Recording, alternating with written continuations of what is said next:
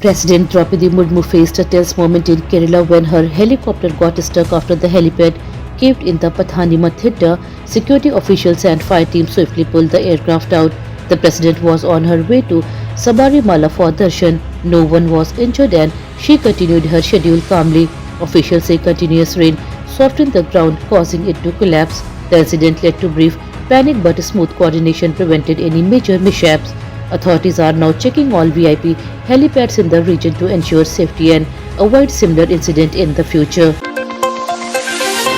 RJD leader and former Bihar Deputy Chief Minister Tejasvi Yadav addressed the media in Patna, sparking buzz over political alliances. When asked about alliance issues, he simply said we'll talk about it tomorrow.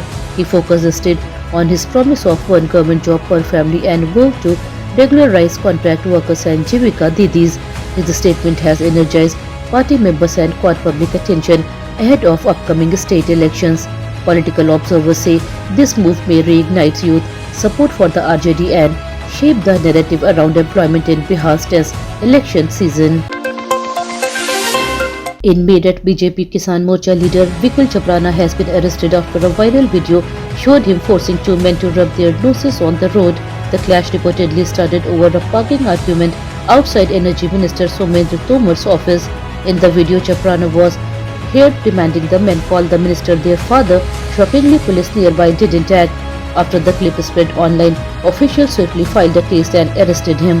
The incident has fueled outrage with calls for stronger action against abuse of political power and misuse of influence in public spaces. A shockingly robbery took place in Bikaner when two bike-borne men attacked a trainee women judge near the collector's bungalow. They kicked her scooter, causing her to fall and snatch her gold chain before fleeing. The victim suffered facial injuries and lost a tooth in the fall. Her father, a local advocate, lodged a police complaint. Authorities have formed a special team to track the culprits. The incident near a high-security zone has raised serious concern about women's safety and law enforcement efficiency in Rajasthan's key administrative areas. Delhi woke up to dense smog and toxic air even a day after Diwali celebrations. The CPCBs recorded an AQI of 345 in the severe category. Firecracker smoke and stagnant winter air trap pollutant, reducing visibility across the city. Doctors have urged citizens, especially children and the elderly, to stay indoors and use masks. Authorities are monitoring the situation and may impose harsh restrictions if pollution level keep rising.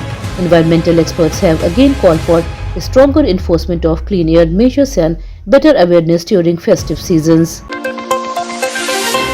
US President Donald Trump celebrated Diwali with grandeur at the White House, extending heartfelt greetings to Indians worldwide. He personally called Prime Minister Narendra Modi, calling him a wonderful friend. The celebration featured traditional lamp sweets and cultural performances. In his speech, Trump said Diwali reflects the triumph of light over darkness and good over evil. He praised the Indian American community for its contribution to America's progress. The event highlighted growing cultural ties and the festive spirit shared between the world's two largest democracies. India has officially reopened its embassy in Kabul, restoring a full diplomatic mission for the first time since the Taliban takeover in 2021. The Ministry of External Affairs said the move shows India's long-term commitment to Afghanistan's development and humanitarian efforts. A senior diplomat has been appointed charged the affairs to lead the mission. The embassy will focus on education, medical support and rebuilding projects. This step marks a significant diplomatic milestone as New Delhi seeks to re-engage with Afghanistan while ensuring the safety of Indian personnel in the region. India's stock market has grown by 6% in the past 1 year, showing steady progress despite global challenges. Experts say strong companies' earnings and investors' confidence have supported the rise. In another big update from the corporate world, R. Srinivasan has been appointed as a lifetime trustee of Tata Trust, one of the India's oldest and most respected organization. Srinivasan's long experience with the group is expected to help guide its social and business initiative in the future. India defeated Pakistan in a thrilling kabaddi match at the Asian Youth Games. Team India showed strong performance and dominated throughout the game. A major moment came during the toss when Indian captain Ishant Rathi refused to shake hands with Pakistan's captain. The gesture quickly went viral on social media, sparking mixed reaction. Fans praised Rathi's confidence and patriotic spirit. With this win, India has secured a spot in the next round and continues to shine in the tournament. Heavy monsoon rain has forced school closure across 5 Tamil Nadu districts including Chennai, Thiruvallur and Chengalpattu. Continuous downpours have flooded streets, caused power cut and slowed traffic. The weather department has issued alert predicting more rain for the next 4 days. The government has instructed officials to stay on high alerts for emergencies. Rescue teams are on standby and authorities are advising residents to avoid waterlogged areas.